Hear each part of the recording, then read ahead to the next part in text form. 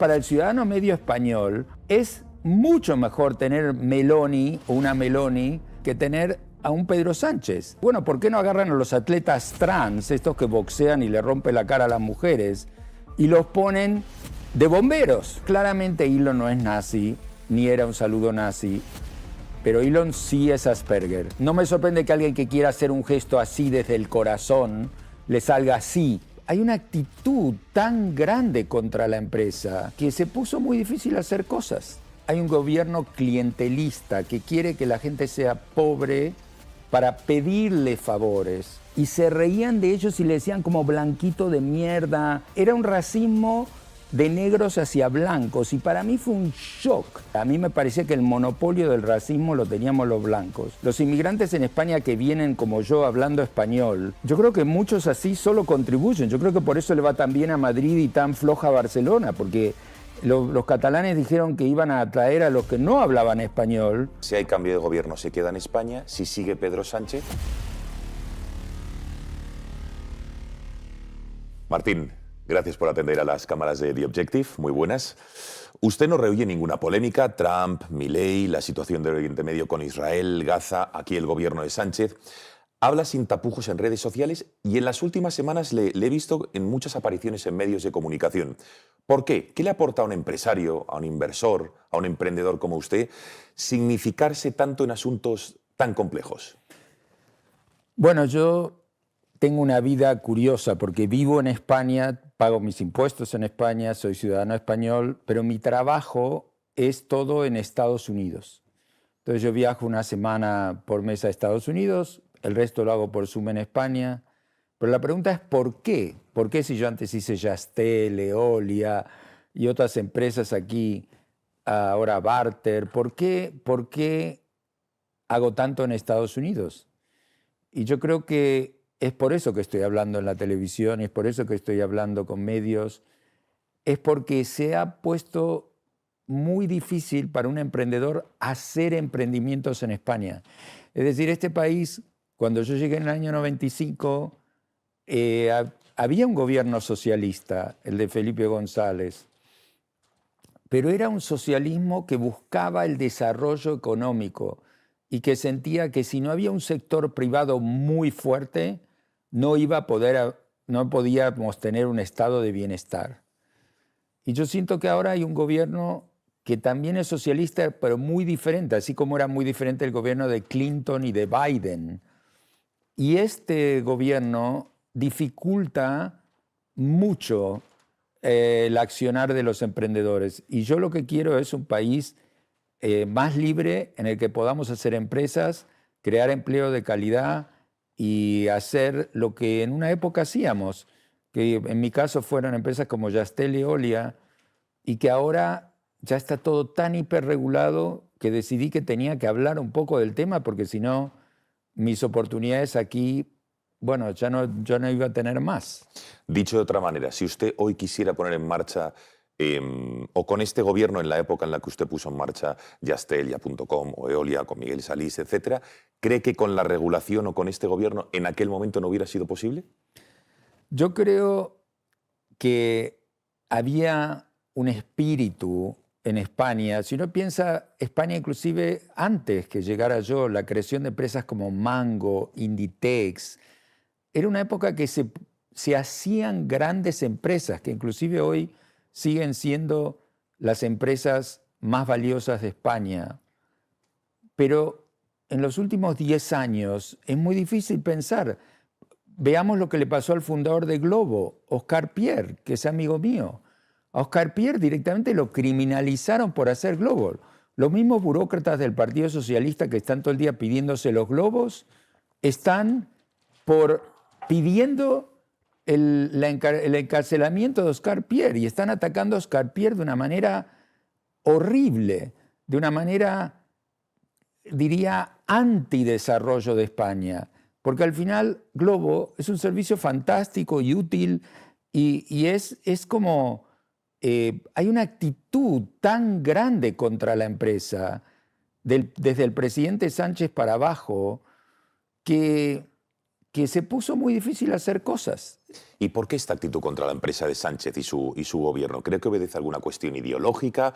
¿O qué contestación, entiendo que a esta pregunta, qué contestación se da para intentar entenderlo? Yo creo que la empresa enriquece, sí, la izquierda dice a sus dueños, que es verdad, pero también enriquece a sus empleados y enriquece al consumidor.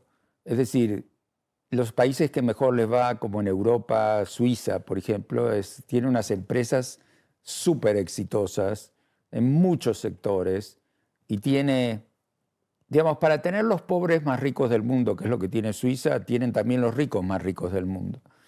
Y las cosas van juntas. Aquí hay un gobierno clientelista que quiere que la gente sea pobre para pedirle favores, para pedir ayudas. Entonces, el gobierno no le conviene que a la gente le vaya bien, porque si la gente realmente le va bien, les van a dejar de votar. Entonces, la idea de atacar a la empresa es atacar y a la creación de empresas y a las startups, es atacar el origen de lo que sería el fin de su mandato, porque cuando la gente le va bien, cuando la gente trabaja y le va bien, no vota más a los socialistas. Por lo tanto, ¿cree que al gobierno le conviene que poner trabas a las empresas para evitar, digamos, esa generación de riqueza, generación de empleo y que no dependan tanto del Estado? ¿Es eso lo que está queriendo decir? También sí, también hablamos del tema de las ayudas, ¿no? Porque no solo ayudas al inmigrante ilegal que aterriza en España y le dan toda la plata que le dan o el dinero que le dan. También hay ayuda a las empresas, pero no sé por qué las empresas necesitan ayuda. Las empresas no necesitan ayuda, pero sí necesitan ayuda si le cortan las alas de tal manera que las dejan heridas y necesitadas de ayuda. Entonces, el gobierno, a través de todo el sistema de ayudas, lo que hace es prohibir, o de alguna manera no prohibir es muy fuerte, digamos, limitar el crecimiento que lograría que nadie necesita ayudas. Porque si nadie necesita ayudas, nadie necesita a los socialistas. ¿Todos los políticos en España son así? ¿Ha descubierto o ha tenido contacto con algún político que no sea así, que no, digamos, prohíba, como ha dicho usted? Bueno, diga. Digamos así, yo creo que España está muy confundida en temas de cómo se crea la riqueza en un país, y eso yo estoy casi generalizando. No digo que nadie se dé cuenta, pero la gente que piensa como en mi país natal, Argentina, la gente que piensa como Milei, que Milei es un economista que realmente entiende de dónde viene la riqueza, y la riqueza viene del trabajo de los individuos y de las empresas, no es una concepción tan generalizada aquí. Aquí cunde el estatismo, ¿no? Hay muchísima gente de todos los partidos políticos que piensan que cuando hay un problema lo tiene que solucionar el gobierno. Ya solo eso es como el origen del mal, porque si uno lo piensa, por ejemplo, hay una frase que dijo Clinton una vez que decía, no hay nada que está mal en Estados Unidos que lo que está bien en Estados Unidos no pueda arreglar, ¿no? Él no dijo no hay nada que esté mal en Estados Unidos que el gobierno no pueda arreglar. Y él estaba en el gobierno, pero él representaba unos demócratas que ya no existen, es decir, el demócrata que balanceaba el presupuesto, que daba bienestar en el sentido de trabajo y empresa, no bienestar en el sentido de ayudas. Entonces yo creo que sí que hay gente que puede pensar que lo mejor es tener menos gobierno y más país. Pero no hay tanta. Es decir, casi todos los partidos políticos creen que la solución pasa por el gobierno. Se puede decir que mucha gente en Vox piensa que quizás tener menos gobierno, eso es sin duda una idea que yo apoyo. Y alguna gente en el PP, más la rama de Isabel Ayuso, yo creo que Isabel Ayuso se da cuenta también. ¿Usted ha colaborado con la Comunidad de Madrid, con el gobierno de Ayuso? ¿Ha hecho algún proyecto? Yo he colaborado, época del COVID, recuerdo. Sí, en la época del COVID hicimos la app. Y a mí me parece que el PP en la rama liberal del PP sí se dan cuenta, y yo creo que Isabel Ayuso también tiene un instinto de que la riqueza viene del sector privado y que a Madrid le va tan bien, le va tanto mejor que a Barcelona y a Cataluña y a toda España, porque tiene aún libertad, ¿no? Entonces yo creo que las voces más libertarias vienen de parte de Vox y del PP, pero inclusive dentro de esos partidos hay bastante gente un poco confundida sobre el rol del Estado. Pero creo que las cosas están cambiando lentamente y que la gente se está dando cuenta que la solución no pasa por tener más concursos y más empleados y más funcionarios, digamos, más empleados públicos, sino que en liberar el espíritu español, que en algunas épocas de la historia española dio muy buenos resultados. Martín, ¿se ha entendido en España, han entendido los españoles por qué ha ganado Trump otra vez en Estados Unidos? ¿O no se ha entendido? Yo creo que la mayoría de la gente en España tiene una idea muy equivocada sobre los norteamericanos. Empecemos a hablar en general, no sobre los que votaron a Trump. Realmente no los entienden, que es normal en el sentido de que, bueno, no están ahí, tampoco tienen por qué entenderlos. Pero el problema es que si no los entienden, sería bueno que no comentaran sobre el tema. Pero no los entienden y creen que los entienden. Y no los entienden y comentan. Y comentan en contra. Entonces, el tema, la primera idea generalizada parece ser que como que los norteamericanos son unos ingenuos, ¿no? Unos tontos, unos ingenuos. Y uno mira al país más exitoso del mundo, donde hasta el estado más pobre de Estados Unidos, que es Mississippi, donde todos hablan de la pobreza de Mississippi, es bastante más rico que España. Entonces uno dice, bueno, esta gente quizás podríamos estudiar cómo es que les va tan bien, ¿no? En vez de tratarles de ingenuos. Entonces, dentro de esta ingenuidad que parece que el español cree que el norteamericano tiene, hay otra parte que podemos definir como votantes de Trump. Bien. Que para muchos españoles ya van de ingenuos a tontos, ¿no? Como son tan tontos de votar a Trump. Entonces, el mensaje que yo tengo, que mi trabajo, tengo 5.000 empleados en Estados Unidos y mi trabajo es principalmente en Estados Unidos y viví 20 años en Estados Unidos, es que no son ningunos tontos. Empecemos por ahí. Son el pueblo más brillante del planeta, producen a nivel de ciencia premios Nobel, cualquier estándar que podemos juzgar de inteligencia van por delante. Eso está claro. Pero entonces, ¿por qué entonces el español no entiende por qué se ha votado a Trump? ¿El español cree usted que piensa que el americano que ha votado a Trump es tonto o es ingenuo? Sí, ellos piensan que sí entienden por qué gobierna Sánchez y no entienden por qué gobierna Trump.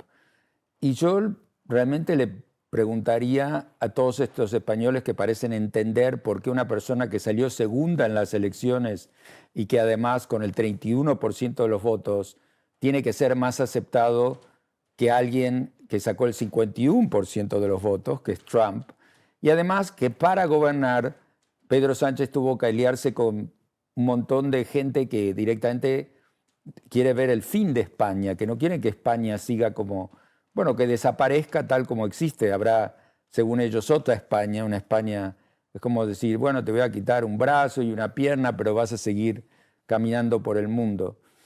Entonces, esa coalición es mucho más difícil de entender cómo es que Pedro Sánchez llegó a gobernar que cómo Trump llegó a gobernar. Trump llegó a gobernar porque lo votó la mayoría de la gente y punto. Y esta gente no son ningunos tontos. Y sin duda todos los que le apoyan, empezando por Elon Musk, no, son de la gente más inteligente del mundo. Entonces, ¿por qué a su juicio ganó Trump? ¿Por qué ha vuelto 8 años después de su victoria del 16, ha vuelto a ganar con más votos que en el 16, con más tanto por ciento que en el 16? ¿Por qué? Porque la gente en Estados Unidos vota con el bolsillo, digamos, vota pensando en su bolsillo, vota pensando en su economía. Y yo creo que cuando vieron a Kamala y vieron a Trump y dijeron, ¿quién es mejor para mi bolsillo? No había duda de que mejor para su bolsillo era Trump, para la mayoría de la gente. Ahora, ¿qué pienso yo de eso? Yo pienso que sí que Trump es mejor para su bolsillo, porque creo que Trump y el equipo que apoya a Trump está más orientado en el crecimiento económico y no está invadido de pensamientos de derrota, como puede ser el medioambientalismo excesivo. Por ejemplo, en la primera semana de gobierno, lo primero que hizo Trump, una de las primeras cosas que hizo, porque la verdad que hizo tantas, pero una de las primeras cosas que hizo fue darle agua a California. Entonces dice, ¿pero cómo California no tenía agua? Bueno, porque resulta que tenían toda la posibilidad de tener agua, pero la tiraban al mar por razones medioambientales para salvar a un pez que ahora no me acuerdo cómo se llama en castellano, en inglés se dice smelt. Es decir, locuras, locuras. ¿Por qué van a dejar a 45 millones de personas o 40 millones de personas sin agua para salvar un pez? Entonces, de hecho, Trump culpó en redes sociales al gobernador de California de ello, ¿no? Sí, a Gavin Newsom. Entonces, pero justo él tenía el poder para hacer ese cambio, porque Estados Unidos es un país muy federal, pero resulta que el tema de por qué habían desviado el agua lo habían hecho desde el gobierno federal. Si el gobierno federal de Estados Unidos tiene una cantidad de leyes insólitas que ahora van a cambiar. Por ejemplo, ¿cuánta agua puede salir de una ducha en todo Estados Unidos? Eso está dirigido por la Agencia de Protección al Medio Ambiente. Entonces, eso es terrible, pero le da una gran oportunidad a Trump, porque él ahora puede cambiar en todo Estados Unidos cuánta agua sale de una ducha. Entonces, hay muchas cosas que él podía hacer y que está haciendo. ¿En qué se asemejan Trump y Milei, otro fenómeno del último año y medio, desde que ganó las elecciones en Argentina, en su país natal? ¿En qué se asemejan? ¿Qué semejanzas ve? Bueno, Trump ha dicho él y ha adoptado hasta la simbología de Milei, los leones, la motosierra. Así que Milei inspiró a Elon y a Trump muchísimo con la idea de la motosierra, ¿no? Entonces, el tema es en qué se parecen. Lo que tienen claramente en común es que quieren mejorar muchísimo el instinto capitalista de la economía. Quieren liberar, de ahí los leones, y la idea de los leones es salir rugiendo, que el capitalismo pueda rugir, que es una cosa que en España supongo que asusta a la gran mayoría de la gente, pero cuando uno lo logra hacer, y no hablemos de Estados Unidos, hablemos como de vuelta de Suiza. En Suiza se pagan mucho menos impuestos que aquí en porcentaje y todo el gobierno funciona mejor, porque es un gobierno más motosierra, es un gobierno más tipo Milei. Milei a todo esto admira mucho a Suiza. Entonces yo creo que Trump y Milei tienen eso en común, su deseo de despertar al león, dice Milei, que es despertar al capitalismo, ¿ok? Que salgan las fuerzas del cielo, las llaman las fuerzas del cielo, muy interesantemente, pero la idea de las fuerzas del cielo no son curiosamente las fuerzas del cielo que uno se imagina que venga una intervención divina. Sí. Son las fuerzas del cielo en el sentido de generar ese crecimiento económico de la cual Argentina es capaz y está pero explotando. El resultado de la Argentina es increíble. Ahora, en el caso, hay diferencias también. Por ejemplo, a título personal, y yo conozco a Milei personalmente, y a Trump, hay una cosa muy diferente, que es que a título personal a Milei no le interesa el dinero para nada. Es decir, Milei es un académico del dinero, un intelectual de la economía. Casi viaja en low cost y es el presidente de Argentina. Sí, entonces hubo que convencerle que usara el avión presidencial, que a todo esto ya lo tenían los de los socialistas, los peronistas, pero más que nada también por una cuestión de seguridad, porque si fuera por Milei, él iba por la calle, digamos, en el autobús, en el metro, entonces ahí sí que hay una gran diferencia. Ya diría a título personal, Trump le gusta la riqueza para su país y para él. Y a Milei le gusta para su país. ¿Y ve complicada o ve en peligro a España, teniendo en cuenta que la relación ahora con estos gobiernos, de nuestro gobierno, del de Sánchez, no es el mejor posible? Con Argentina ya hemos tenido varias crisis diplomáticas. Milei en varios discursos, tanto en España como en Argentina, se ha referido a nosotros, se ha referido a la esposa del presidente del gobierno. Trump, en su primera rueda de prensa en la Casa Blanca, habló de España hablando como si fuésemos uno de los BRICS, etc. ¿Cree que España va a tener o va a ser complicada nuestra relación? ¿Cómo nos puede afectar esta mala relación con los gobiernos de Estados Unidos y de Argentina? Bueno, digamos, cuando escucho el relato que acabas de hacer, falta la otra parte del relato. La otra parte del relato es Pedro Sánchez en Davos diciendo que hay que destruir las redes sociales porque él pide el fin del anonimato, pero con el fin del anonimato se destruiría una gran parte de las redes sociales. O Pedro Sánchez diciendo que los coches chinos eléctricos son muy buenos, como dándole ahí a Elon Musk y a Tesla, y como Pedro Sánchez como paladín de la izquierda proislámica y su gran amor por Hamás contra Israel y haciendo todo lo posible, usando todas las cifras que da Hamás, que resultaron hasta las Naciones Unidas, dijeron que eran falsas, pero Pedro Sánchez las usaba todos los días. Entonces nos estamos olvidando del otro lado, que es todo lo que hace Pedro Sánchez para provocar que después lo llamen que España es un BRIC. Yo no creo que Trump pensaba que España realmente es un BRIC porque en la BRIC no tiene una S, así que no es BRICS. Claro. Pero el espíritu de España con Pedro Sánchez es totalmente BRIC, es totalmente Rusia, China, India, Brasil. Entonces no está mal la asociación ideológica. Entonces lo que pasa es que Pedro Sánchez va y canta La Internacional, que era un himno de genocidas comunistas, era el himno de Rusia. Es decir, y la gente lo considera normal, entonces después se sorprenden que Trump diga, pero es un BRIC. Con lo cual, después de este análisis, lo que dijeron Trump, Milei, como consecuencia de lo que usted ha dicho que dijo Sánchez, ¿van a ser complicadas las relaciones de nuestro gobierno con estos gobiernos? ¿Nos va a afectar a los ciudadanos o cree que no? No, yo creo que es un desastre para España que esté Pedro Sánchez gobernando en general, pero además frente a Trump, porque el tema de Estados Unidos, por ejemplo, veamos la crisis con Petro, ¿no? Porque Pedro Sánchez es como apoya toda la peor izquierda latinoamericana, ¿no? Como Maduro, Petro, todos estos. Entonces, ¿qué pasó con Petro? Al final, Trump dijo, los criminales colombianos los mandamos de vuelta a Colombia, que tiene todo el sentido y es lo que tendría que hacer España cuando le pasa lo mismo, con criminales extranjeros. Pero Petro dijo que no los iba a recibir.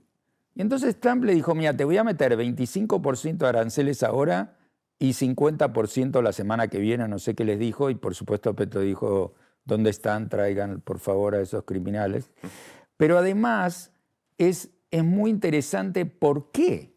Y la respuesta es porque el 30% de las exportaciones de Colombia van a Estados Unidos, pero el 0,1% de las importaciones de Estados Unidos es Colombia. Es decir, no sé los números exactos, pero es algo así. Entonces, el problema de gente como Pedro Sánchez, Petro, que son muy parecidos en su manera de pensar, el problema de cuando esta gente se va contra Estados Unidos es que no saben con quién se meten. Entonces ellos, como les va muy bien jugando de locales, claro, creen que pueden meterse a nivel internacional y hacer lo mismo. Entonces, para el ciudadano medio español, es mucho mejor tener Meloni o una Meloni o un equivalente de Meloni que tener a un Pedro Sánchez. O inclusive tener a un socialista, como era en su época Felipe González, que metió a España en la OTAN. Y digamos, los socialistas no eran siempre tan anti-occidente. Pero los socialistas que ahora no son solo anti-norteamericanos, son anti-occidente y anti nuestra propia cultura. Y el resultado es que sí, que peligra llamámosle, la economía, porque ciertas actitudes tan anti-norteamericanas, yo creo que los aranceles son una posibilidad. Hablando de aranceles, usted el otro día le vi un vídeo en redes sociales que se definía como una persona de derechas, pero de derecha libertario, muy al estilo Milei.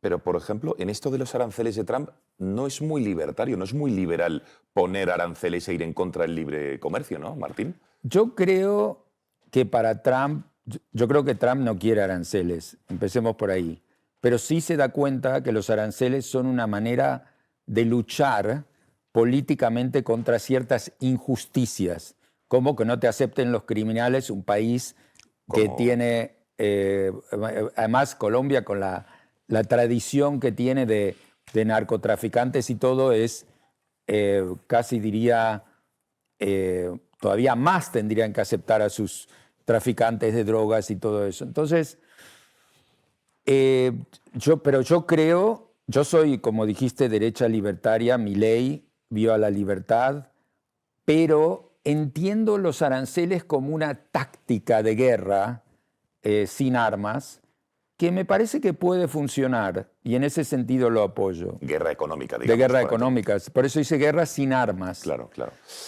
¿Conoce personalmente a Pedro Sánchez? No, no lo No conozco. le conoce. Si tuviera ocasión de encontrarse con él, de verse, de cenar, ¿qué le diría? Bueno, yo creo que uno tiene que pensar si puede conseguir algo cuando uno tiene un encuentro de trabajo, porque esto sería algo de trabajo. De trabajo o fortuito, en cualquier caso. Y yo creo que es muy difícil lograr algo de un encuentro así. Ahora, muchos otros presidentes españoles me vieron y me quisieron ver por ser emprendedor. Bien. ¿No? Entonces la pregunta es ¿por qué Pedro Sánchez no?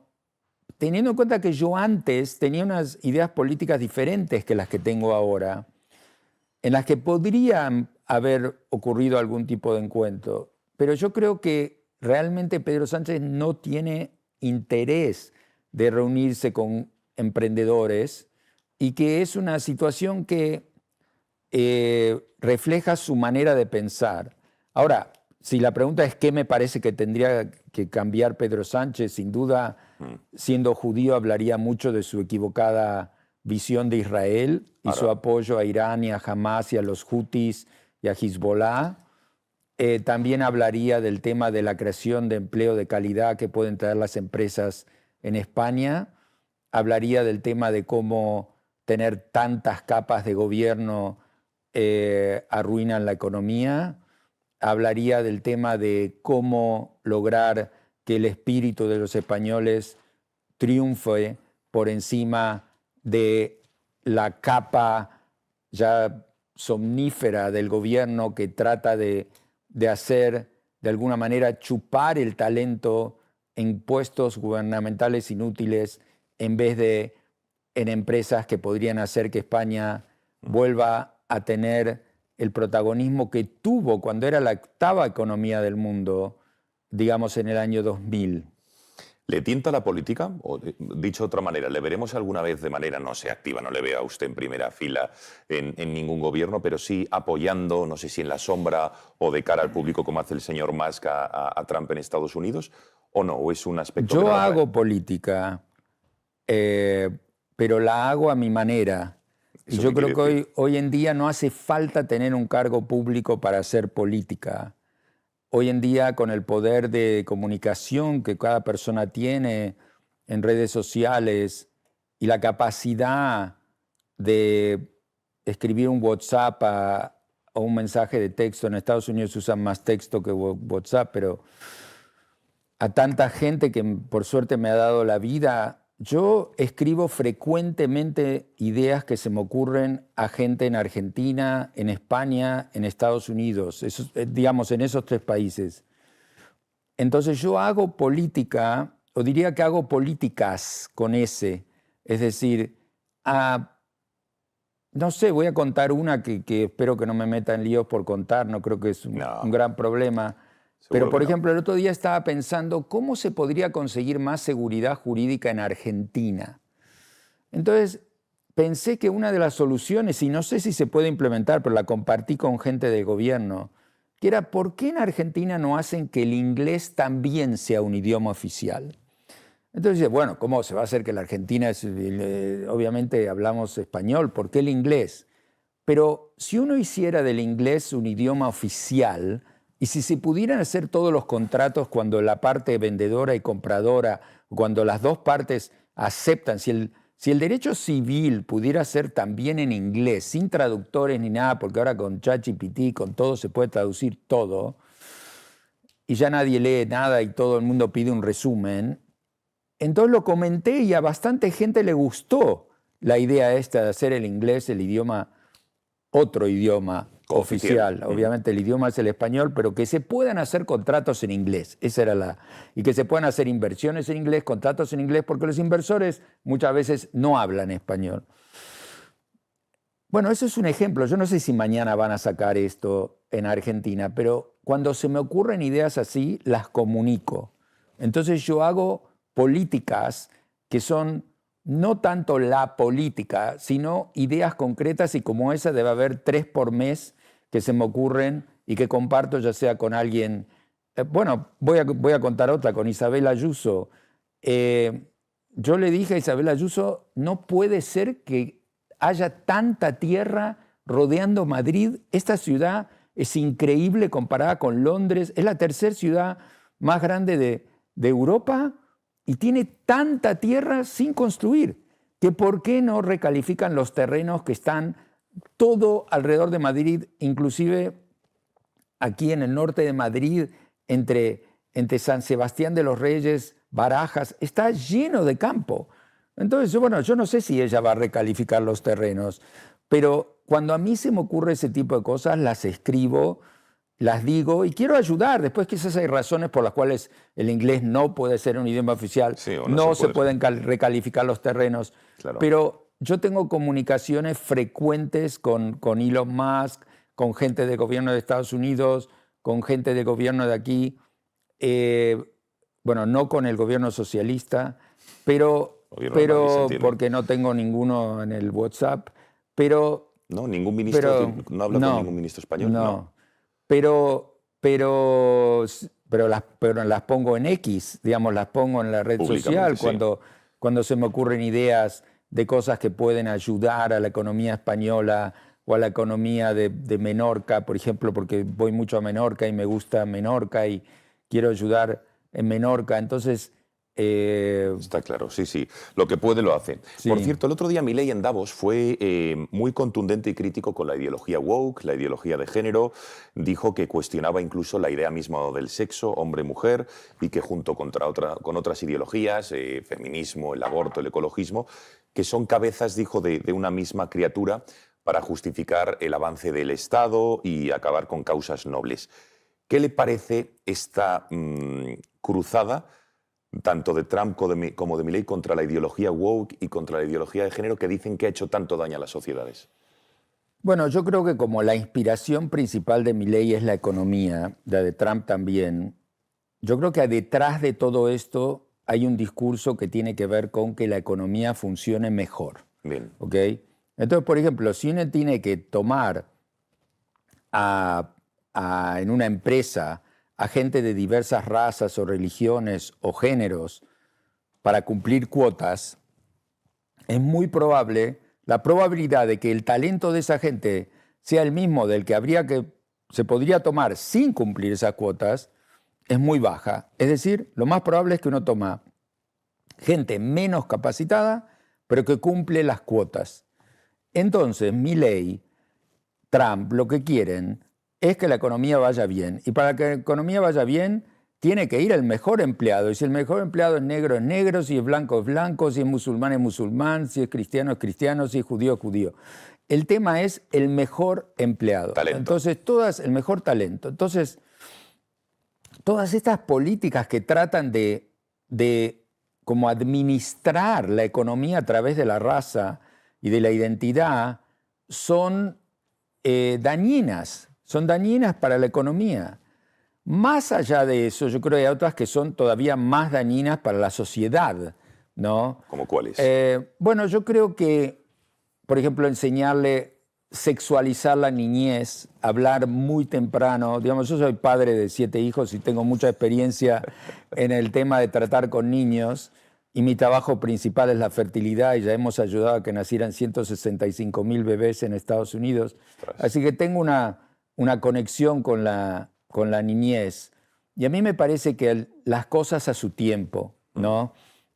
A mí me parece que no hay necesidad de promover ideas en niños pequeños que solo los pueden confundir.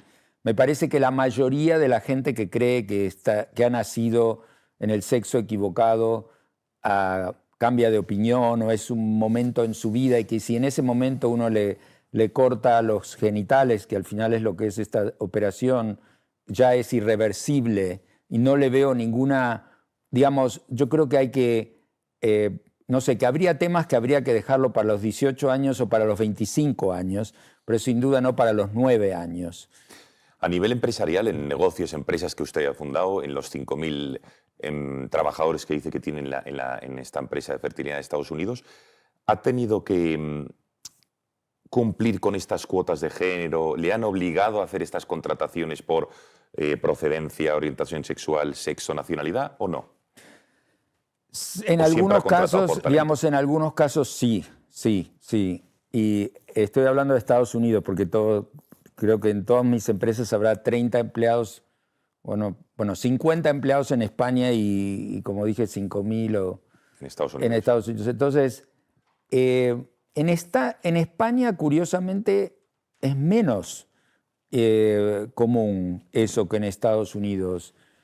En Estados Unidos se llegó a un extremo ridículo, diría yo, de exigencias a este nivel. Y entonces se pedía, por ejemplo, yo estoy en el consejo de Axel Springer, ¿no? Y Axel Springer es la empresa de medios más grande de Alemania. Y ahí llegó un momento que nos obligaron los sindicatos a tener una jefa de diversidad y a tener, digamos, hubo un momento en los últimos 3, 4 años, ahora está cambiando, en Alemania también, que se llegó a un extremo en esto. Entonces uno decía, pero ¿qué? Tenemos que tomar una persona, tenemos este gran candidato, pero es hombre, no podemos tomar hombres, se nos acabó la cuota de los hombres. Y era absurdo. Es decir, entonces yo creo que por suerte esto está mejorando. Eso no quiere decir que no haya igualdad. Yo creo en la igualdad de los hombres y las mujeres, la igualdad de toda la gente. Sí, por supuesto. Pero eso no quiere decir que la igualdad tiene que ser una igualdad forzosa y que tengamos tantos bomberos mujeres como pasó ahora en Los Ángeles, que no apagaron ningún incendio, porque creo que objetivamente es mejor, digamos, si se trata de entrar a una casa incendiada y levantar víctimas y llevársela, creo que en promedio es más probable que los hombres, inclusive esta mujer bombero lesbiana dijo que ella no podía llevar hombres, sacar hombres de un incendio, que se daba cuenta que eran pequeñita y que los hombres en general en su promedio pesaban 80 kilos, pero dijo, ¿y para qué se metieron ahí? ¿No? Como para qué se metieron en el incendio. Y uno dice, pero si eres bombero, si llegó un momento que uno dice, pero como un bombero se va a cuestionar por qué la gente estaba en su casa cuando vino un incendio. Entonces ya se llegó a cosas tan ridículas, inclusive en ese momento uno dice, bueno, ¿por qué no agarran a los atletas trans, estos que boxean y le rompen la cara a las mujeres, y los ponen de bomberos? ¿Ok? Porque es decir, ahí sí que estarían bien bomberos. Yo, si me dicen, nacieron hombres, después se dicen mujeres, pero quieren ser bomberos, yo diría, ok, que sean bomberos. Es una cuestión pragmática. ¿Quién puede levantar a alguien? ¿Quién tiene más fuerza? Hay un incendio y hay que levantar a alguien. Bueno, así, ese ejemplo es todo. Elon Musk, ¿asegura usted que no hizo ese famoso saludo nazi, que ciertos sectores se empeñan en asegurar que sí lo hizo? Él lo ha desmentido. ¿Por qué se siguen empeñando en decir que hizo un saludo nazi? Bueno, yo creo que el mundo está muy dividido y que la gente cree lo que quiere creer y muy poca gente cambia de opinión. Entonces, Yo sé que él no hizo un saludo nazi porque lo hablé con él y porque yo soy judío además y creo que tengo un radar para detectar nazis. Es curioso que todos los que dicen que Trump es nazi, Elon Musk es nazi, no dicen que Hamás es nazi. Claramente Hamás quiere eliminar a los judíos. Es decir, hay gente que dice, pero eso no es lo único que hacían los nazis. Sí, es verdad, no es lo único. Pero era, sin duda, el Holocausto es una de las cosas más terribles que salió del nazismo. Y Mussolini y Hitler y Franco diferían mucho en la idea de qué hacer con los judíos. Entonces, lo que hizo único al nazismo fue esa obsesión con los judíos, de matar a los judíos, al punto que había 10 millones de judíos en 1938 y ahora hay menos de 1 millón de judíos en toda Europa. Hay más árabes en Israel que judíos, en Israel que es ínfimo, 2 millones, que judíos en Europa, que tiene 440 millones de personas. Y en España unos 30.000, ¿no? Y en España unos 30.000. Sí, sí, sí. Entonces, claramente Elon no es nazi, ni era un saludo nazi, pero Elon sí es Asperger. Entonces, ahí hay un tema que la gente no entiende, llamémoslo los superpoderes de los Asperger, por eso es el hombre más rico del mundo y ya lleva más carga al espacio que nadie y ha hecho maravillas como Starlink o los Teslas. Yo diría que los Asperger tienen 90% superpoderes, pero 10% superdebilidades. Y sociales, skills sociales, digamos, claro. Exacto. Entonces las debilidades son, por ejemplo, imitar a un gesto. Entonces no me sorprende que alguien que quiera hacer un gesto así desde el corazón le salga así, porque quiere enfatizar que sale del corazón. Pero son cosas que realmente cualquier persona que no tiene una agenda contra Elon Musk puede darse cuenta de que él, aunque llamemos que quisiera ser nazi, sería suicida hacer un gesto nazi en el Capitolio de Estados Unidos. Entonces, sí. ¿Le molesta entonces, como judío, está claro que él dice usted que no fue un saludo nazi, pero le molesta como judío el apoyo de Elon Musk al Partido Alternativa por Alemania? Ya no solo el artículo, el otro día, el fin de semana, participó en un meeting el fin de semana pasado de esta formación alemana en la que, bueno, dijo que los niños en Alemania, por ejemplo, no deberían ser culpables de los pecados de sus padres y mucho menos de sus abuelos, ¿no? ¿Este apoyo le molesta o no le molesta? Bueno, creo que puedo responder esto de una manera muy personal porque fui yo el que organizó que a Elon Musk le publicaran el editorial en Die Welt en el que él explica por qué él apoya a la Alternativa para Alemania. Así que yo tuve mucho que ver con eso y me metí en un lío enorme en Alemania con esto, porque quiero aclarar que obviamente no soy yo el que apoya Alternativa para Alemania, aunque yo sí apoyo que el CDU se junte con ellos como el PP se juntó con Vox. Pero yo votaría en Alemania, probablemente, si votara en Alemania, porque mi esposa es alemana, mis hijos tienen pasaporte alemán, pero yo no soy alemán. Por la CDU. Por la CDU. Pero más allá de eso, y sí que me parece que debe haber algunos neonazis en el Partido de Alternativa por Alemania, pero yo creo que Alice Weidel, la que dirige el partido, no es para nada nazi. A mí lo que me parece es que los partidos más extremos atraen elementos más extremos, ¿no? Pero, por ejemplo, el otro día me tocó hablar con un periodista español que se llama Antonio Maestre y él dijo orgulloso que él era de ultraizquierda, que él era marxista. Y es interesante que en España se puede decir con orgullo que uno es marxista y de ultraizquierda, pero no se puede decir con orgullo, no digo que es mi caso, yo no lo diría, pero si alguien quiere decir con orgullo que es de ultraderecha y fascista, no lo puede decir, cuando para mí el marxismo, el comunismo, el fascismo son dos caras de la misma moneda, que es el totalitarismo, la dictadura. Es más, hay muchas dudas si los nazis eran socialistas, si eran nacionalsocialistas, nazis. ¿Por qué? ¿Por qué la gente se confunde? Porque al final entre Stalin y Hitler eran dos dictadores que fueron uno contra el otro y se murieron como 50 millones de personas y el resultado de esto, pero no eran muy diferentes. Entonces, volviendo al tema de Alternative für Deutschland, yo creo que no se puede, una democracia no le puede negar al 25% de sus votantes el derecho a expresar su opinión, que además no creo que es nazi como partido, para nada, y me parece que es un partido similar a lo que puede ser, no sé, Giorgia Meloni, y entonces estoy a favor de que sean parte del proceso democrático. Ok, a raíz de en el año 2002 fue con su familia a la final de la Champions en París, jugaba el Real Madrid, desgraciadamente ganó, y bueno, unos criminales organizados intentaron a ustedes robarles, violentamente les sacudieron, les estiraron y demás. Hizo críticas usted en las redes sociales. Esto lo ligo con que Elon Musk también ha sido muy crítico con lo que dices el multiculturalismo, sobre todo en Alemania, y de ahí el apoyo a FD. Usted también ha sido, a raíz de aquello, no sé si antes también, muy crítico con la inmigración desordenada, irregular, ilegal que viene a España y que finalmente, a España o a Europa, y que finalmente acaban delinquiendo. ¿Cómo hay que combatir? Porque usted es un firme defensor de que hay que combatir esa inmigración ilegal que delinque en España. Bueno, digamos así, yo crecí toda mi vida siendo una persona que se podría llamar progresista y que pensaba que solo los blancos éramos racistas.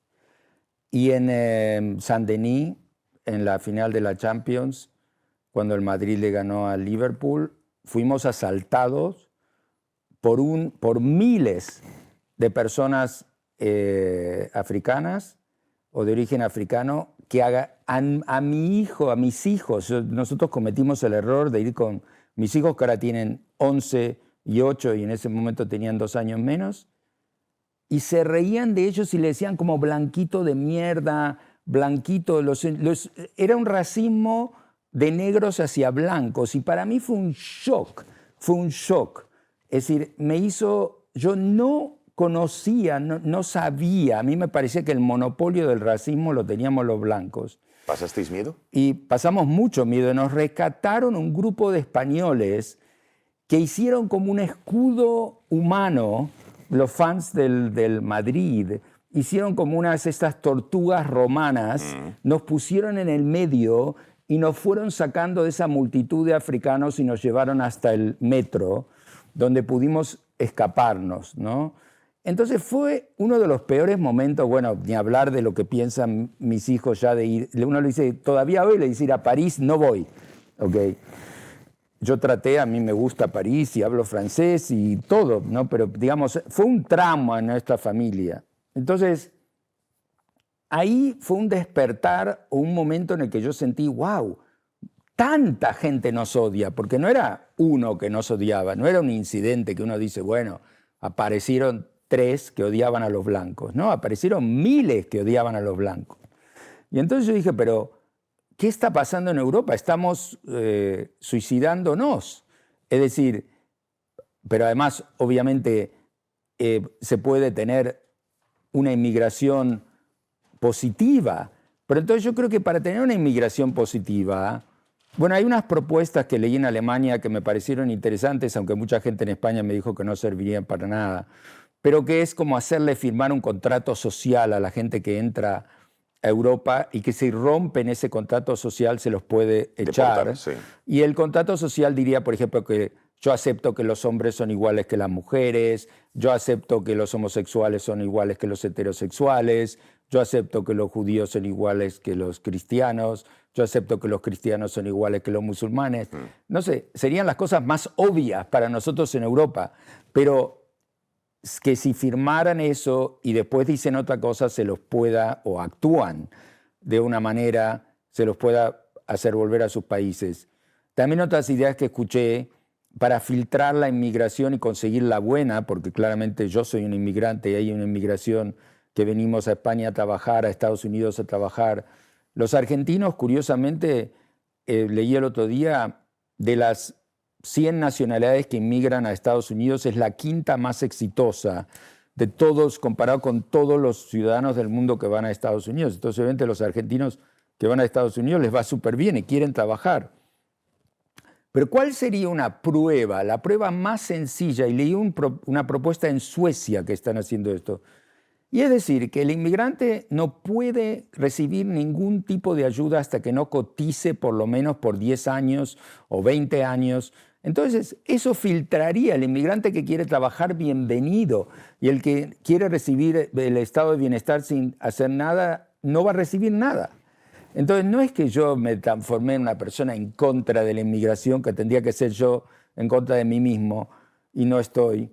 Es en contra de la inmigración parasitaria que usa el estado de bienestar y no, o delinque, o no aporta, ¿ok? Lamentablemente la fertilidad en toda Europa es bajísima y en España aún más. Aunque también hay otras soluciones, como obviamente los robots humanoides, la inteligencia artificial. Pero más allá de eso, yo creo que, por ejemplo, en general, los inmigrantes en España que vienen como yo hablando español y que nos enseñaron en el colegio la madre patria, y venimos enamorados de la madre patria, que es España, yo creo que muchos así solo contribuyen. Yo creo que por eso le va tan bien a Madrid y tan floja a Barcelona, porque los catalanes dijeron que iban a atraer a los que no hablaban español para que no sé, para potenciar el catalán. De hecho, se fomentó la inmigración que no viniese de Sudamérica, de Hispanoamérica, de Latinoamérica, porque hablaban español, digo en Cataluña. ¿eh? Claro. Bueno, y sí de otras zonas. Martín, se nos acaba el tiempo. 2 cuestiones más. Me hubiera gustado hablar de DeepSeek y toda la polémica que ha habido esta semana sobre la inteligencia artificial china, pero sí que usted utiliza la inteligencia artificial a diario. ¿En qué concretamente o para qué? Lo digo porque hay gente que todavía en España ni ha interactuado, no interactúa con la inteligencia artificial a diario. Sí, yo lo vi porque en redes pongo cosas que me edita la inteligencia artificial y me dicen, te he pillado, eso lo escribió la inteligencia artificial. Pillado, es un orgullo. Es decir, yo creo que no es que la inteligencia artificial le va a ganar a los humanos, es que los humanos con inteligencia artificial le van a ganar a los humanos sin inteligencia artificial. Entonces, yo uso todo. Uso Claude, Grok, o ChatGPT, DeepSeek que acaba de salir, Gemini. Me suscribo, así como antes me suscribía a Netflix, a Max, a Prime, y le pagaba a todos esos, ahora le pago a todo lo de la inteligencia artificial, digamos, todos los canales de inteligencia artificial. Okay. Pero no solo eso, sino que después de pasarme en Yastel, en Ya.com y en todas las empresas que hice dirigiendo programadores, en septiembre empecé un proyecto para mis hijos de programar una app en la que cambiaba deportes por uso de pantalla. Ellos tenían que hacer deportes medidos por un Apple Watch o por un Fitbit y según la cantidad de calorías que se ganaban haciendo deportes, le daba minutos de pantalla. Eso empezó como algo que yo hacía a mano y dije, voy a codificar una app para hacer eso, voy a programar una app para hacer eso. Y con la ayuda de inteligencia artificial tardé como igual 4 meses en hacerla y no es que la inteligencia te hace toda la app y programar en Swift, que es el lenguaje de Apple, y Xcode, que es la plataforma de Apple, es muy difícil.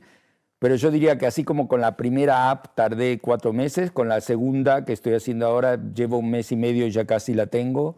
Entonces la inteligencia artificial potencia a los seres humanos, mejora a los seres humanos. ¿Y no ves ningún peligro en la inteligencia artificial? Yo no veo un peligro que alguna gente ve de que la inteligencia artificial nos va a tener como mascotas. Eso no lo veo. Ahora sí veo peligros en la inteligencia artificial usadas por humanos con fines malvados. Como todo. Es decir, ahí sí que me parece que puede ser una herramienta muy peligrosa, por ejemplo, para fraudes bancarios, porque ahora se puede imitar a la persona, imitar a la voz, te pueden robar la voz, te pueden robar, digamos, sí que me parece que la inteligencia artificial abre espacio a la criminalidad individual, a la criminalidad de los gobiernos y también a un tipo de guerra, ya vemos, de uso militar, un uso militar que, digamos, los humanos ya hace muchos años que perdemos contra las armas, ¿no? Es decir, las guerras, cuando eran con arcos y flechas, eran mucho mejores para los humanos que con bazucas, que con tanques, que con la Primera Guerra Mundial, la Segunda Guerra Mundial, las armas nucleares. Cada vez más los humanos perdimos contra las armas y cada vez las guerras tienen más víctimas porque los humanos somos más indefensos contra las armas. Bueno, contra la inteligencia artificial usada por un poder enemigo quedamos súper indefensos. Entonces yo sí veo problemas en la inteligencia artificial, pero no los que ve el ciudadano medio, digamos. Y ya por último, Martín, 20 años en Estados Unidos, 30 en España, justo ahora el gobierno de Pedro Sánchez, que ya nos ha dejado claro que no es su gobierno favorito, en Argentina Milei. ¿Martín Varsavsky los próximos años se va a quedar en España? ¿Tiene pensado irse? Bueno, yo quiero mucho a España y como digo, soy ciudadano español, tributo en España, pago mis impuestos aquí, que también es paradójico porque mi dinero lo gano en Estados Unidos y pago los impuestos aquí porque las leyes funcionan así. Yo ya he pensado irme cuando metieron el impuesto al patrimonio, que me pareció un impuesto al ahorro y que además es un impuesto increíblemente injusto para gente de más de 60 años como yo, porque es un impuesto que te come los ahorros, ¿no? Ahí hay algo que ni siquiera pensaron, que es el tema depende de la edad también, la capacidad de producir que tiene la gente. Y yo trabajo, pero hay gente que ya no trabaja, y entonces le sacan lo que ahorraron, ¿no? Entonces yo pensé en irme, pero tengo la esperanza de que cambie el gobierno, porque esto es una democracia, y que venga gente con más sentido común. Y entonces por ahora me quedo. No hago una promesa de quedarme el resto de mi vida, pero hago una promesa de quedarme por ahora y de tratar de hacer lo posible, como con entrevistas como estas, para comunicar una visión de una España mejor, que creo que puede llegar a ocurrir y que me haría muy feliz. Dicho de otra manera, si hay cambio de gobierno se queda en España, si sigue Pedro Sánchez, no lo sabe. No, sigamos, si el 27 lo eligen de vuelta, ahí yo diría que muy probablemente nos vamos. Martín Varsavsky, gracias por haber atendido a las cámaras de The Objective y hasta otra ocasión. Gracias por recibirme.